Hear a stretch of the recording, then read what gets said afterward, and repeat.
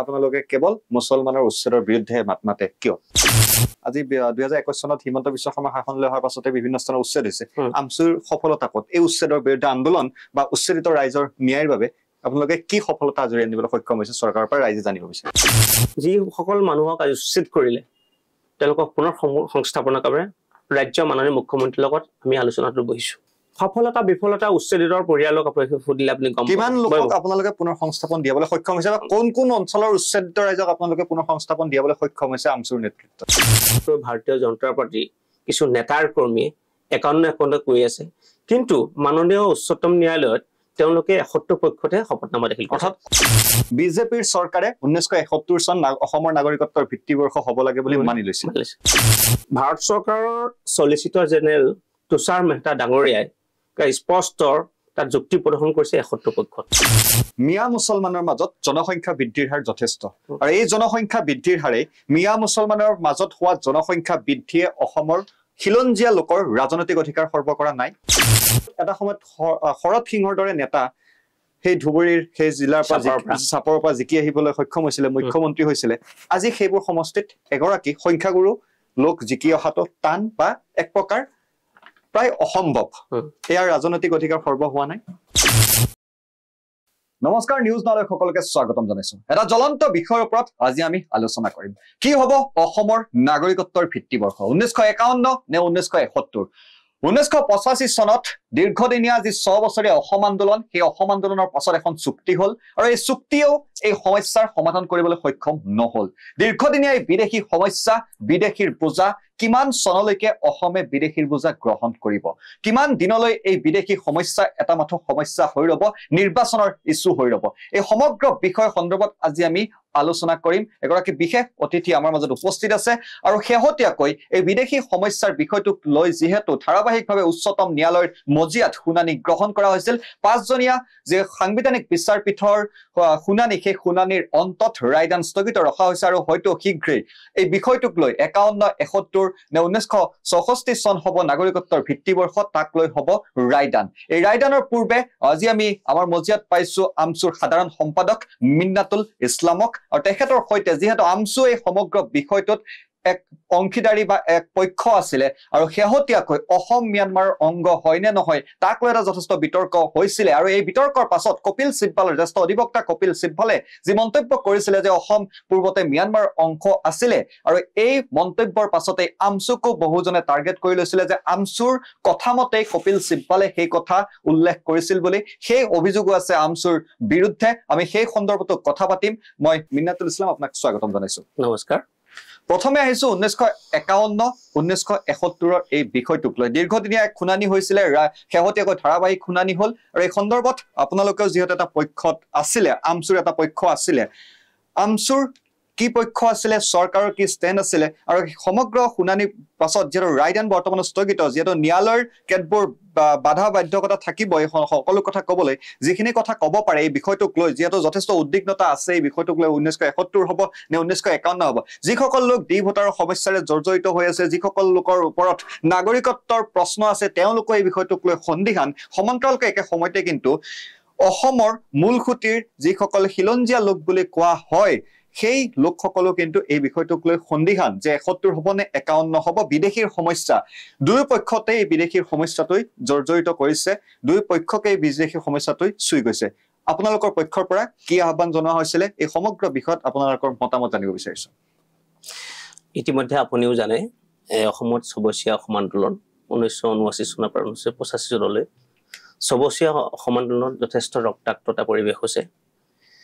এই ৰক্তাক্ত পৰিৱেশটোৱে অসমত অনাগত দিনবোৰ যাতে নাথাকে তাৰ চিন্তাৰ চৰ্চাই আমচু জমিয়তুল উলামাকে ধৰি আমি যে আছুৱে যিখন চুক্তি কৰিছিলে, অসম চুক্তি সম্পূৰ্ণ সমৰ্থন জনাই আমি মাননীয় উচ্চতম ন্যায়ালয়ত এখন শপতনামা দাখিল কৰিছো। আমি কৈছো যে 1971 চনৰ 25 মাৰ্চটো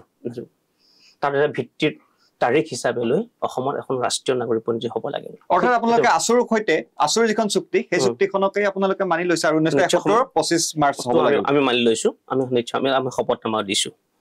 শেহতীয়াকৈ মাননীয় উচ্চতম ন্যায়ালয়ৰ চূড়ান্ত যি শুনানি আছিলে 5 ডিচেম্বৰ, 6 ডিচেম্বৰ, 7 ডিচেম্বৰ তাৰিখ, শেহতীয়াকৈ 12 ডিচেম্বৰ হ'ল 4 দিনীয়া শুনানি হ'ল পক্ষ আৰু বিপক্ষ কিছু 51 পক্ষত আছিলে আমি আসলে 71 পক্ষত আছিলোঁ 71 আছে ভাৰত চৰকাৰ অসম চৰকাৰ আমছু জমিয়ত আসু সংগ্ৰাম পৰিষদ আদিকৈ বিভিন্ন সংগঠন আছিলে 51 পক্ষৰ তেওঁলোকৰ অধিবক্তাই তেওঁলোকৰ যুক্তি প্ৰদৰ্শন কৰিছে দুদিনকৈ আমাৰো 71 পক্ষ অধিবক্তাই যুক্তি প্ৰদৰ্শন কৰিছে ইতিমধ্যে 4 দিনীয়া যুক্তিৰ অন্তত ৰায়দান স্থগিত ৰাখিছে ৰায়দানৰ কোনো ধৰণৰ তাৰিখ নিৰ্ধাৰণ কৰা নাই আমাৰ কথাটো স্পষ্ট আমি অত্যন্ত বিশ্বাসী মাননীয় উচ্চতম ন্যায়ালয়ৰ যিখন ছবিত আমাৰ এটা বিশ্বাস আহিছে যে 1971 চনটো যেহেতুকে ভিত্তিবৰ্ষ হিচাপে এখন ৰাষ্ট্ৰীয় নাগৰিক পঞ্জী কাম-কাজ চলিলে প্ৰায় 1600 কোটি টকা ওপৰত খৰচ কৰিলে প্ৰায় 55,000 কৰ্মচাৰীক নিয়োগ কৰিলে গতিকে ইমান এইখিনি খৰচ কৰাৰ পিছত মাননীয় উচ্চতম ন্যায়ালয়ে 71 চনটো বাহাল ৰাখিব একমাত্ৰ অসমৰ অনাগতৰ ভৱিষ্যতত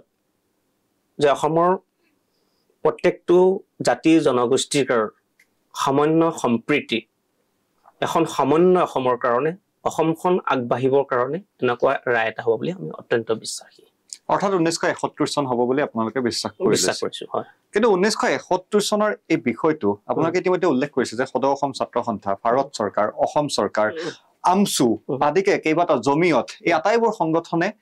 1971 চন বিচাৰিছে 1951 পক্ষত কোন কোন আছিল সন্মিলিত মহাসংঘৰ শেহতীয়াকৈ অসম সন্তান জ্যেষ্ঠ অধিবক্তা কমল নাৰায়ণ চৌধুৰী ডাঙৰীয়া তেওঁৰ ৰাজহুৱা স্বাৰ্থত তেখেতে 1951 যুক্তি প্ৰদৰ্শন কৰিছে আমাৰো যুক্তি প্ৰদৰ্শন কৰিছে 51 পক্ষত জমিয়ত আৰু আমছুহে ভাৰত উচ্চতম ন্যায়ালয়ৰ জ্যেষ্ঠ অধিবক্তাৰ কপিল সিব্বল ডাঙৰীয়া ইন্দিয়া জয় সিং ডাঙৰীয়ানী উচ্চতম ন্যায়ালয়ৰ জ্যেষ্ঠ অধিবক্তাৰ সন্মান খুৰশিদ ডাঙৰীয়া আদি সকলে আমাৰ 71 পক্ষত তেওঁলোকে যুক্তি প্ৰদৰ্শন কৰিছে সৈতে সহযোগ কৰিছে advocate on record Fuzail Ahmed Ayyubi AAMSU legal adviser Mustafa Khaddam Hussain Ibad Hussain ডাঙৰীয়াই এইফালে সহযোগ কৰিছে গতিকে আমি পুৰা বিশ্বাসী আমি বাৰে বাৰে কৈছো অসম চুক্তি কিন্তু আমি কোৱা নাই অসম চুক্তিখন কৈছে আসুৱে কিন্তু আমি অৰ্থাৎ ভিত্তিবৰ্ষৰ বিষয়টোক লৈ আসু আৰু আমছু একে পক্ষত একে ষ্টেণ্ড এটা ষ্টেণ্ডত আসু আৰু আমছু ভাৰত চৰকাৰ আছে অসম চৰকাৰ আছে এতিয়া শেহতীয়াকৈ আমি দেখিছো সংবাদ মাধ্যমৰ বা কিছু সভা সমিতিয়ে বিশেষকৈ ভাৰতীয় জনতা পাৰ্টিৰ কিছু নেতাৰ কৰ্মী 51 কৈ আছে কিন্তু মাননীয় উচ্চতম ন্যায়ালয়ত তেওঁলোকে 71 পক্ষতে শপতনামা দাখিল কৰিছে অৰ্থাৎ অসমবাসী ৰাইজক বিপথে পৰিচালিত কৰিছে তেওঁলোকে দুমুখীয়া স্থিতি লৈছে এটো দুমুখীয়া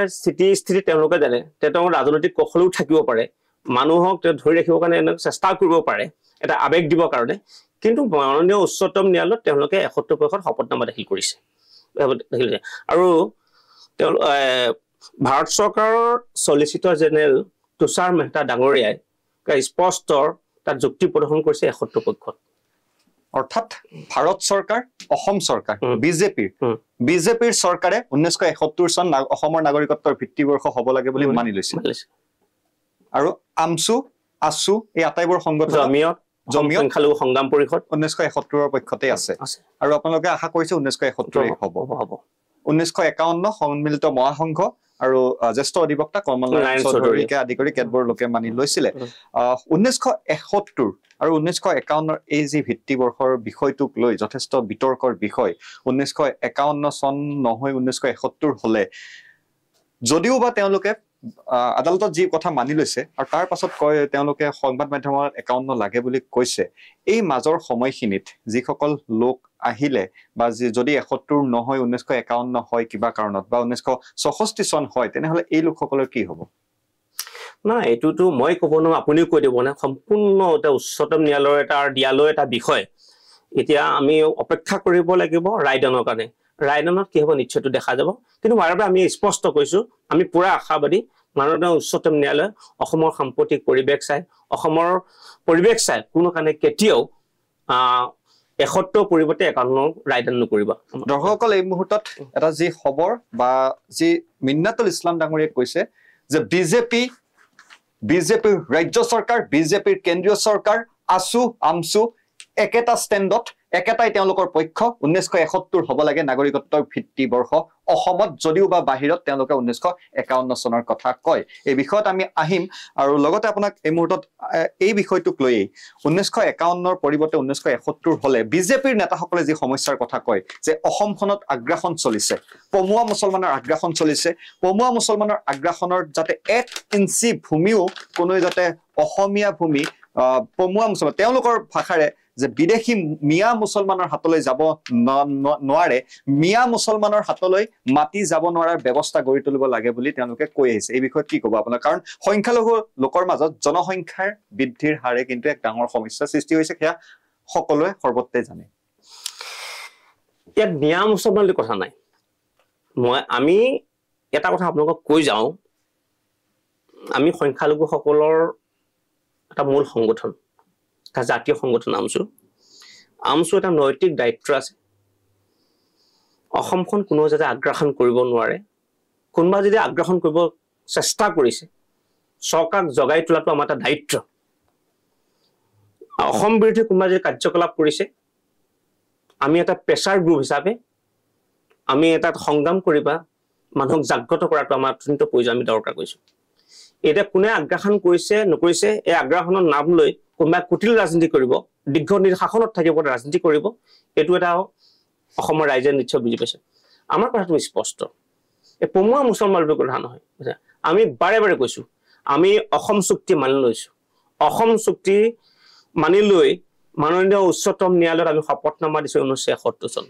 আমি বাৰে বাৰে যিমান সভা সমিতি আছে, যিবিলাক প্ৰত্যেক দিন আমি কৈ আছোঁ 1971 চনৰ আগৰ বুলি কোৱা নাই, 1971 চনৰ আগৰ বৈধ নথি থকা মানুহকে আমি ভাৰতীয় মানি ল'ম। সি হিন্দুৱে হওক, সি মুছলমান হওক, ই পমুৱাই প্ৰশ্নই নাহে। আমি পমুৱা বুলি আমি দৃষ্টিয়ে নাচাওঁ, সি যিয়ে নহওক কিয় 71 চনৰ 25 মাৰ্চৰ পিছত 1 ঘণ্টা পিছত যদি আহে বা 5 মিনিট পিছত কোনো মানুহ হয়, তাক কোনো আমি ভাৰতীয় বুলি ক'ব আমি মানি ল'ব নোৱাৰোঁ। আমি সেইটো সংগ্ৰাম কৰি আহিছোঁ। গতিকে এই কথাটো আমি আপোনালোকৰ জৰিয়তে ক'ব বিচাৰিছোঁ, 71 চনৰ পূৰ্বৰ যাৰ বৈধ নথি পত্ৰ থকা মানুহ, এই তেওঁলোকৰ দৰে মানুহক, এনেকুৱা মানুহক কোনোবাই টাৰ্গেট কৰি কথা কোনো কাৰণে কেতিয়াও সহ্য কৰা নহ'ব। কথা স্পষ্ট, প্ৰকৃত ভাৰতীয় মানুহৰ সংখ্যাগুৰু যিয়ে নহওক, সি অসমীয়া ক্ষেত্ৰত যদি কোনোবা তেনেকৈ একমাত্ৰ কুটিল ৰাজনীতি কৰিবৰ কাৰণে, তেওঁ কিবা ৰাজনৈতিক মুনাফা লভিবৰ কাৰণে এনেকুৱা মন্তব্য আছে, এই মন্তব্যৰ বিৰুদ্ধে আমি নিশ্চিতভাৱে সংগ্ৰাম কৰি আহিছোঁ আৰু সংগ্ৰাম কৰি যাম। মুখ্যমন্ত্ৰীৰ ভাষাৰেই বা মুখ্যমন্ত্ৰীৰ শব্দৰেই মই আপোনাক সুধিছোঁ, মিয়া মুছলমানৰ মাজত জনসংখ্যা বৃদ্ধিৰ হাৰ যথেষ্ট, আৰু এই জনসংখ্যা বৃদ্ধিৰ হাৰে মিয়া মুছলমানৰ মাজত হোৱা জনসংখ্যা বৃদ্ধিয়ে অসমৰ খিলঞ্জীয়া লোকৰ ৰাজনৈতিক অধিকাৰ সৰ্ব কৰা নাই। শাসনত আছে কোন? আপুনি এজন সাংবাদিক, আমি এটা সংগঠন, আমি জনসংখ্যা নিয়ন্ত্ৰণ আমি কৰিব নোৱাৰোঁ। আপোনালোকে জনসংখ্যা বৃদ্ধি হৈছে এটা নিউজ প্ৰচাৰ কৰিব পাৰিব, আমি জনসংখ্যা বন্ধ কৰিবলৈ আমি সংগ্ৰাম কৰিব পাৰিম, কিন্তু বন্ধ কোনে কৰিব? নিশ্চয় চৰকাৰে কৰিব লাগিব, নহয় জানো? গণতান্ত্ৰিকভাৱে নিৰ্বাচিত এখন চৰকাৰে কৰিব লাগিব। এতিয়া কোন চৰকাৰ আছে, ইয়াৰ পূৰ্বত এটা আগত কোন হৈছে, তাৰ আগত কোন চৰকাৰ আছিল, এইটো আমি চবেই দেখিছোঁ। চৰকাৰ হ'লে সদিচ্ছাৰ কাম নকৰাৰ কাৰণে জনসংখ্যা নিয়ন্ত্ৰণ কৰাটো অত্যন্ত প্ৰয়োজন। কিন্তু আমি এই কথাটো চাইছিলোঁ যে সংখ্যালঘুসকলৰ বিভিন্ন সমস্যা উদয় হোৱা মূলতে হ'ল জনসংখ্যা নিয়ন্ত্ৰণৰ কাৰণে আমি নিশ্চয় কাম কৰিব লাগে। এই সমস্যা কিয় সৃষ্টি হৈছে, এই সমস্যা আমি গোটেই যে বৈজ্ঞানিকভাৱে যেতিয়া আমি ইয়াক গৱেষণা কৰি চাইছোঁ যে ইয়াৰ মূলতে হ'ল শিক্ষাৰ। কিয় উপযুক্ত শিক্ষা নোপোৱাৰ কাৰণে যি সময়ত চৰকাৰে মানুহক শিক্ষা দিব লাগিছিলে, সেই সময়ত চৰকাৰ সেই মানুহখিনিৰ লগতে ৰাজনীতিহে কৰিছে প্ৰকৃতাৰ্থত, কিন্তু তেওঁলোকৰ পৰা সম্পূৰ্ণ শিক্ষাৰ পৰা বঞ্চিত কৰিছে। গতিকে আমি আপোনালোকৰ যুগতে ক'ব বিচাৰিছোঁ যে জনসংখ্যা নিয়ন্ত্ৰণৰ কাৰণে আমি বহুত কাম কৰিছোঁ। বিশেষকৈ চাব, চৰকাৰকো কৈছোঁ, বিভিন্ন সংবাদ মাধ্যম আমি কৈছোঁ, আন্দোলন যোগেদি কৈছোঁ যে জনসংখ্যা নিয়ন্ত্ৰণ কৰিব লাগে। সংখ্যালঘুৱে সমস্যা নহয়, অসমৰ সমস্যাটো ভাৰতৰ সমস্যা। আমি বাৰে বাৰে কৈ আহিছোঁ, জনসংখ্যাৰ ক্ষেত্ৰত আমি কৰি আহিছিলোঁ যে বিশ্বৰ 2.4% মানুহ বসবাস কৰা দেশখন হ'ল ভাৰত। বিশ্বৰ 2.4% মানুহ বসবাস কৰা দেশখন হ'ল ভাৰত। বিশ্বৰ 18% মাটি কালি ভাৰতত আছে কিন্তু আপুনি আচৰিত হ'ব আৰু এটা কথা চীনত প্ৰতি বৰ্গ কিলোমিটাৰত 153 জন মানুহ বসবাস কৰে আৰু ভাৰততকৈ 464 জন মানুহে বসবাস কৰে মানে চীনতকৈ বা 3 গুণ অধিক ভাৰতৰ মাটিকালি তিনি গুণ অধিক ভাৰতত মাটি হ'ল বিশ্বৰ 3.28 মিলিয়ন বৰ্গ কিলোমিটাৰ আৰু চীনত হৈছে 9.6 বৰ্গ কিলোমিটাৰ ভাৰততকৈ 3 গুণ কিন্তু আমি কিয় কৈছিলো আমি এই কথাখিনি ডাটা সহকাৰে পূৰ্বৰ পৰা কৈ আহিছিলো আপুনি কোৱা বিষয়খিনি আপুনি মই আপোনাৰ এই কথাটো এই কাৰণে টানি লৈ আহিছো যে আমি সংখ্যালঘুৰ কথা চিন্তা কৰা আমি ভাৰতৰ কথা চিন্তা কৰিব আমি অসমৰ কথা চিন্তা কৰিছো আমি ভাৰতৰ কথা কৈছো এজন ভাৰতীয় হিচাপে এজন অসমীয়া হিচাপে আমাৰ দায়িত্ব কোনবা ৰাজনীতি কৰিব কাৰণে তেনেকুৱা শব্দবিলাক কৈছে কোনবা ৰাজনীতি কৰে এনে ধৰণৰ কথা কৈ সমাজখন যথেষ্ট কলুষিত কৰিছে আমি কলুষিত নকবা কৈছে তেওঁলোক সকিয়া দিব লাগিছিল আৰু কৈ দিব বিচাৰিছো যে প্ৰকৃতাৰ্থে সঁচাকৈ জনসংখ্যা নিয়ন্ত্ৰণ নিশ্চয় কৰিব লাগিব জনসংখ্যা নিয়ন্ত্ৰণৰ লগত তেওঁলোকৰ ৰাজনীতি কৰি থাকিলে নহব আজি সংখ্যালঘু অঞ্চলবিলাকত আপুনি যাওক ৰাস্তা ঘাটৰ কি অৱস্থা সংখ্যালঘু অঞ্চলবোৰত যাওক কিমান 5 কিলোমিটাৰ 3 কিলোমিটাৰ 4 কিলোমিটাৰ কোন ধৰণৰ প্ৰাথমিক বিদ্যালয় নাই মাধ্যমিক বিদ্যালয় নাই আপোনাৰ বিশ্ববিদ্যালয়টো নাই প্ৰশ্নই নাহে বা বিশ্ববিদ্যালয়টো নাথাকে আপোনাৰ কি কলেজো নাই এনেকুৱা আমি বহুত দেখিছো চৰকাৰক বাৰে বাৰে কৈছো যে এইবিলাক সমস্যা যদি মানুহক যে প্ৰকৃততে শিক্ষা নিদিওঁ শিক্ষাৰ এটা মৌলিক অধিকাৰ যদিও আমি মৌলিক অধিকাৰৰ পৰা তেওঁক বঞ্চিত কৰি ৰাখোঁ তেতিয়া নিশ্চয় তেনেকুৱা ধৰণৰ হ'ব গতিকে আমি এটা কথা কৈছো যে জনসংখ্যা নিয়ন্ত্ৰণৰ কাৰণে বিশেষ শিক্ষাৰ প্ৰসাৰৰ কাৰণে আৰু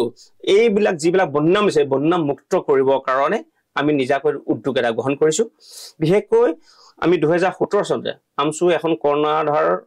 আমাৰ এটা সিদ্ধান্ত আছে কৰ্ণাধাৰ সভা এটা সিদ্ধান্ত আছিলে আমি যিকোনো বিনিময়ত আমি বাল্য বিবাহ ৰোধ কৰিবই লাগিব আৰু সেই সিদ্ধান্তটো আমি কাৰ্যক্ষেত্ৰত ইতিমধ্যে পৰিণত কৰিছো এইবিলাক আপুনি জানি ভাল পাব যে আমচুৱে এতিয়ালৈকে 3600ৰ ওপৰত বাল্য বিবাহ বন্ধ কৰিছে এই ক্ষেত্ৰত আপোনালোকক মুখ্যমন্ত্ৰীয়ে প্ৰশংসাও কৰিছে বাল্য বিবাহ বন্ধ কৰিছো এই ক্ষেত্ৰত আমি কোনো কাজি কৰি দিয়া নাই যিজন কাজিয়ে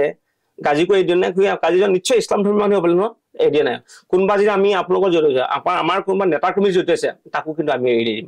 বাল্য বিবাহৰ ক্ষেত্ৰত আমচু পুৰা কঠোৰ ইতিমধ্যে আমচু মাননীয় সভাপতি ৰেজাল্ট কুমাৰ চৰকাৰে ঘোষণা কৰিছে যে 2025 চনৰ ভিতৰত অসমত বাল্য বিবাহ যিকোনো সংখ্যালঘু সংখ্যাগুৰু এইটো কৰিব লাগিব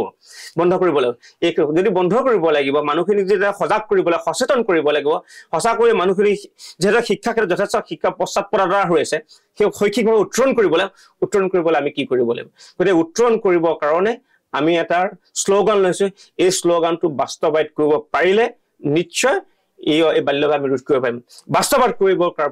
কৰিবৰ কাৰণে শ্লোগানটো ইতিমধ্যে আমি এখন SOP ষ্টেণ্ডাৰ্ড অপাৰেটিং প্ৰচিডিউৰ আমি কাৰ্য সঞ্চালনা পদ্ধতি ইতিমধ্যে তৈয়াৰ কৰিছো আৰু এই তৈয়াৰ কৰি সমগ্ৰ অসমত বা আনখন মাণ্ডলী সভা কৰিছো বা 5খন জিলা 7খন জিলা সামৰি এটা মণ্ডল বনাইছো আৰু ইয়াৰ যোগত ইয়াত আমি বহুত ধৰক ইয়াত আমি স্মশান কমিটিকো ৰাখিছো আপুনি আচৰিত পাব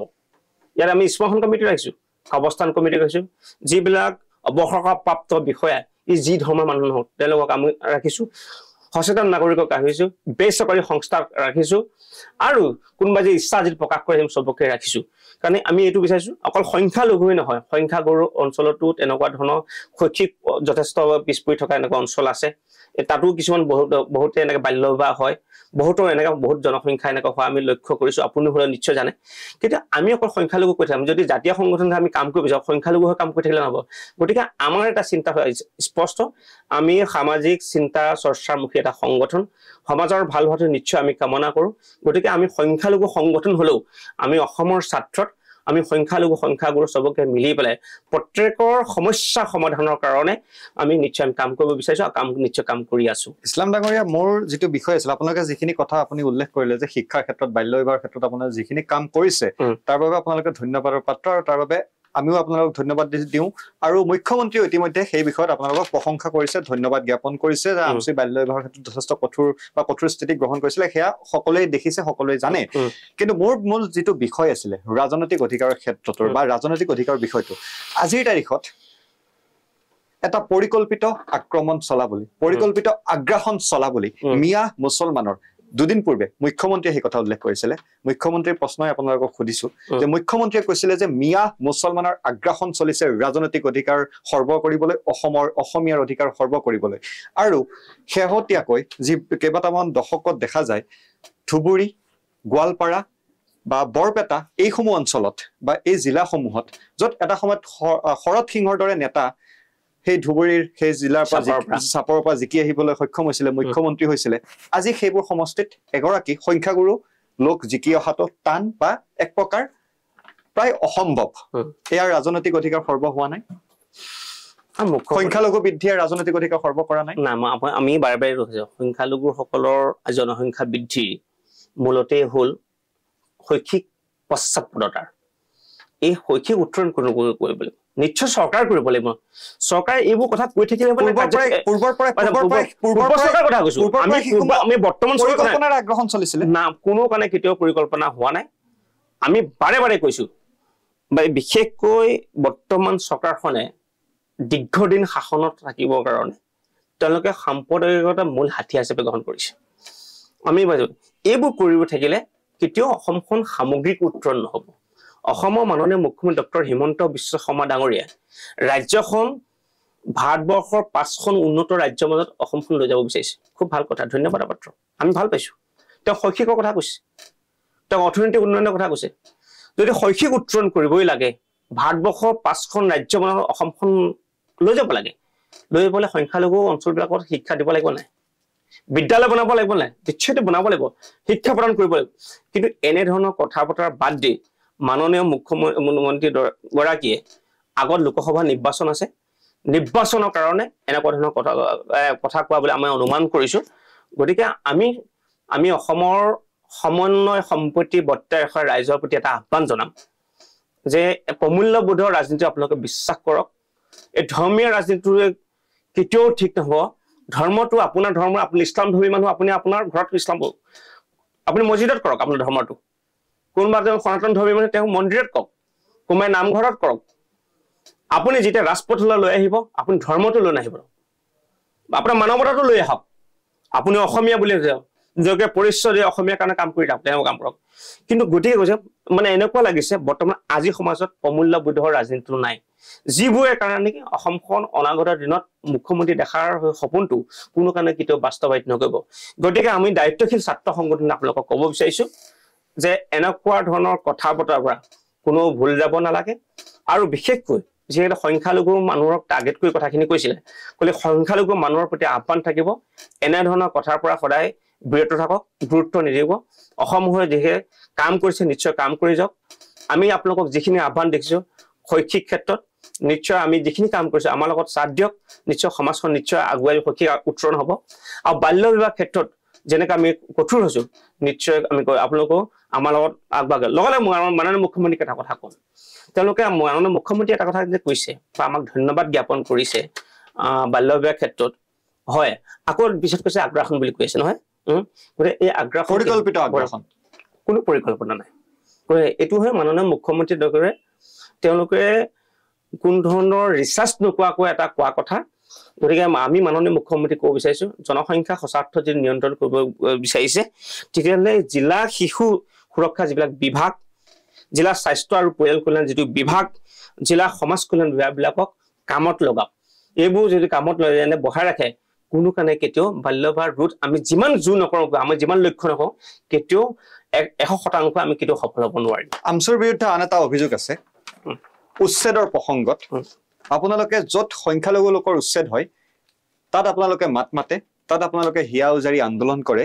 কিন্তু য'ত সংখ্যাগুৰু বা বিশেষকৈ বিটিআৰত যেতিয়া উচ্ছেদৰ জাননীৰ সময়ছোৱাত আমছু প্ৰায় নিমাত অথবা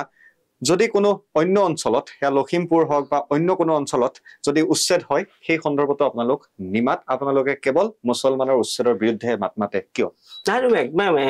100% মিছা কথা আমাৰ গুৱাহাটী উচ্ছেদ হোৱা নাছিল নেকি উচ্ছেদ হৈছিল নাই গুৱাহাটী উচ্ছেদ হৈছিল নাই শিলখাকো উচ্ছেদ হৈছিলে শিলখাকোত উচ্ছেদ মই নিজে গৈছো আমছু নেতৃত্ব গৈছে উচ্ছেদৰ পৰিয়ালক সাক্ষাৎ কৰিছো আমি টিভিৰ সন্মুখীন হৈছো আমি চৰকাৰক ভুল আমি নিশ্চয় আমি সমালোচনা কৰিছো আৰু স্পষ্ট উচ্ছেদৰ ৰাইজৰ লগত আমি থাকিম বুলি আমি সংখ্যাগুৰু নহয় চৰকাৰে কোৱা অবৈধ উচ্ছেদ বিৰুদ্ধে আমি কিন্তু উচ্ছেদ বিৰোধী নহয় কিন্তু দেই অবৈধ উচ্ছেদ বিৰোধী আমি এবাৰ শেহতীয়াকৈ আপুনি কৈছে বিটিআৰ কথা বিটিআৰ যেতিয়াৰ উচ্ছেদৰ জাননী প্ৰেৰণ কৰিছে বিটিআৰ প্ৰশাসনে তেতিয়া আমাৰ আমচুৰ নেতৃত্বৰ মাজত আলোচনা হৈছে যিহেতুকে আমি বাৰে বাৰে কৈছিলোঁ যে বিটিআৰ তেওঁলোকে যি উচ্ছেদ পৰিকল্পনা কৰিছে এইটো উচ্ছেদ যদি হৈ যায় অসম কোনো কাৰণে কেতিয়াও শান্ত নহয় এইটো কিন্তু অবৈধ উচ্ছেদ হ'ব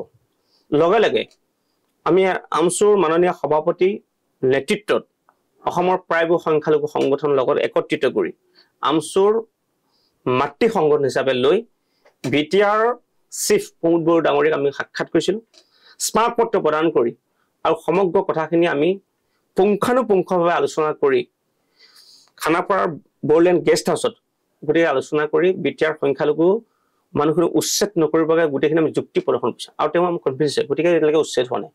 যিয়েই কথাখিনি কৈছে সমূলিঞ্চে মিছা কথা হয় কিন্তু বাস্তৱটো মানে মানি ল'ব লাগিব যদি আপুনি কোৱাহেঁতেন এই প্ৰসংগত মই যে কথা সুধিম বুলি মোক কোৱাহেঁতেন নিশ্চয় মই সেই স্মাৰক পত্ৰখন আপোনাৰ ফটোখন আপুনি লৈ আহিলোহেঁতেন লগত গতিকে এইটো কথা ঠিক আমি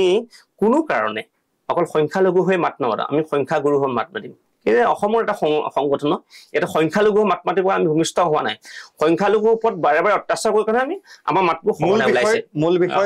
মূল বিষয় সংখ্যালঘু কেন্দ্ৰ কৰি হয় কিন্তু সংখ্যাগুৰুকো আপোনালোকে নিশ্চয় কৰিব লাগিব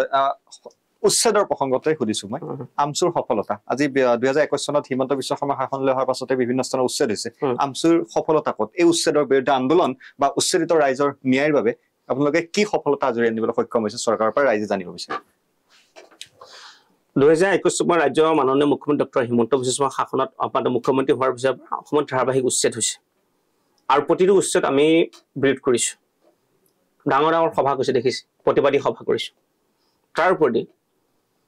যিসকল মানুহক আজি উচ্ছেদ কৰিলে তেওঁলোকক পুনৰ সংস্থাপনৰ বাবে ৰাজ্যৰ মাননীয় মুখ্যমন্ত্ৰীৰ লগত আমি আলোচনাটো বহিছোঁ আৰু সফলতা বিফলতা উচ্ছেদিতৰ পৰিয়ালক আপোনালোকে সুধিলে আপুনি গম কিমান লোকক আপোনালোকে পুনৰ সংস্থাপন দিয়াবলৈ সক্ষম হৈছে বা কোন কোন অঞ্চলৰ উচ্ছেদিত ৰাইজক আপোনালোকে পুনৰ সংস্থাপন দিয়াবলৈ সক্ষম হৈছে আমচুৰ নেতৃত্বত বতৰবাদ উচ্ছেদ হৈছে আমি কৈছোঁ বাৰে বাৰে আমি সত্য কথাটো কৈছোঁ যে সংখ্যালঘু হ'লেই তেওঁ উচ্ছেদ কৰিছে আমি পুৰা সমৰ্থন কৰি অন্ধভাৱে কৰি যোৱা নাই যদি প্ৰকৃত ভূমিহীন ভাৰতীয় নাগৰিক তেওঁলোকক উচ্ছেদ কৰিছে চৰকাৰে তেওঁলোকক ভাৰতীয় নাগৰিক হিচাপে তেওঁলোকৰ অধিকাৰ সৰ্বন নকৰি তেওঁলোকক সংস্থাপন কৰা চৰকাৰৰ দায়িত্ব এখন গণতান্ত্ৰিকভাৱে নিৰ্বাচিত চৰকাৰৰ দায়িত্ব গতিকে চৰকাৰক আমি কৈছোঁ তেনেকুৱা চৰকাৰে বহুতখিনি মানুহক এতিয়া সংস্থাপন কৰিছে বতৰবাদে চাওক বতৰবাই 16টা পৰিয়াল এতিয়া সংস্থাপন হৈছে বা গৰুখুটি প্ৰায় 600 পৰিয়াল এতিয়ালৈকে সংস্থাপন হৈছে ক'ত সংস্থাপন দিয়া হৈছে তেওঁলোকক মঙলদৈ আপোনাৰ দৰঙৰ আৰিমাৰী শ্যামপুৰত সংস্থাপন দিয়া হৈছে দলগাঁও সমষ্টি ঠিক তেনেকে আমাৰ লখিমপুৰ এতিয়া চৰকাৰৰ আলোচনা চলি আছে কি ৰাজ্যৰ মাননীয় মুখ্যমন্ত্ৰী ডাঙৰীয়াই আমাক কৈছিলে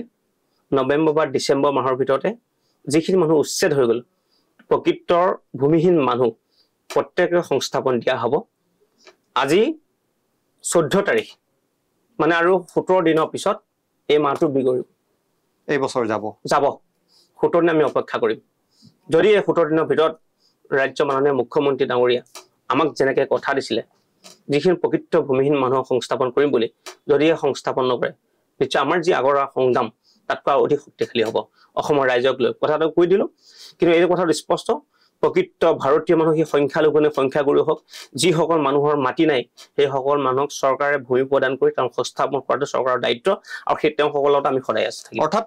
বটদ্ৰৱা আৰু গৰুখুটিৰ উচ্ছেদিতসকলক পুনৰ সংস্থাপন কৰিছে চৰকাৰে আপোনালোকৰ আন্দোলনৰ পাছত হয় মই ইতিমধ্যে যি উল্লেখ কৰিছিলোঁ এয়া মিন্নাতুল ইছলাম আছিলে তেখেতে আমচুৰ যি শেহতীয়া হোজাই যিটো লামডিঙত যি উচ্ছেদ হৈছে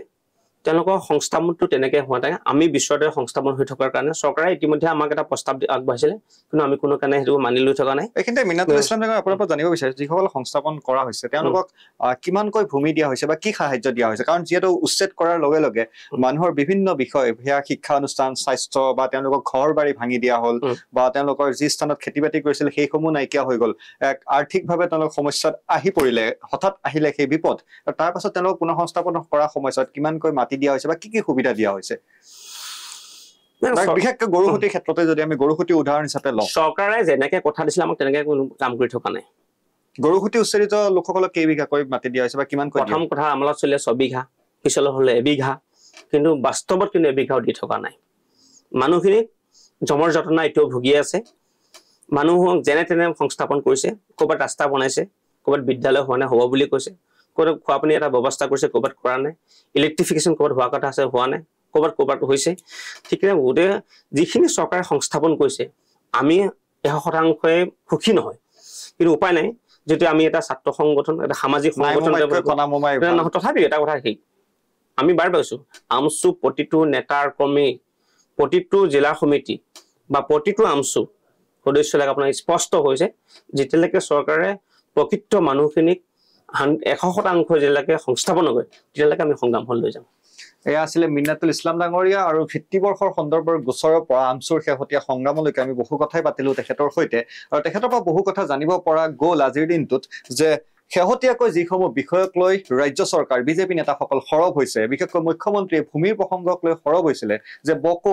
গোৱালপাৰা, ধুবুৰী, মৰিগাঁও এই বা দৰং এই অঞ্চলৰ লোকে 1 ইঞ্চি মাটিও যাতে সংখ্যালঘু লোকসকলক দিব নালাগে এনেধৰণৰ মন্তব্যসমূহ কৰিছিলে। সেই চৰকাৰখনেই আকৌ উচ্ছেদিত লোকসকলক, যিসকল লোকক লৈ তেওঁলোকে ৰাজনীতি কৰি আহিছে বা যিসকল লোকক লৈ সন্দেহযুক্ত বিদেশী, বাংলাদেশী এনেধৰণৰ যি উপমাসমূহ দিয়া হয়, সেইসকল লোকক আকৌ এইখন চৰকাৰে উচ্ছেদিত লোকসকলক সংস্থাপন দিছে। অৰ্থাৎ একপক্ষীয়ভাৱে ক'বলৈ গ'লে যে চৰকাৰখনে এফালে ৰাজনীতি কৰিছে, এফালে উচ্ছেদ কৰিছে, আনফালে কৈছে যে মাটি দিব নালাগে, আনপিনে আকৌ তেওঁলোকে সংস্থাপন দি অৰ্থাৎ মানি লৈছে যে এওঁলোক ভাৰতীয় নাগৰিক। অৰ্থাৎ মিডিয়াৰ আগত, সংবাদ মাধ্যমৰ আগত, ৰাইজৰ আগত এটা কথা কয়, সেইবোৰতো স্পষ্ট। আমি কি কৈছো, আমি চৰকাৰক যে কৈছো যদি ভাৰতীয় নহয় সংস্থাপন কিয় দিব লাগে? যদি গৰুসুতি উচ্চাৰিত 600 পৰিয়ালকে যদি সংস্থাপন দিয়া হৈছে তেনেহলে সেই 600 পৰিয়াল ভাৰতীয় নাগৰিক। আমি বাৰে কৈছো, আমি সভা আমাৰ পঞ্জীভূত বহুত ক্ষোভ আছে। আমি বাৰে কৈছো যে 1971 চনৰ 25 মাৰ্চৰ পূৰ্ব বৈধ নথি থকা যদি মানুহ নহয় কাকো সংস্থাপন দিব লাগে।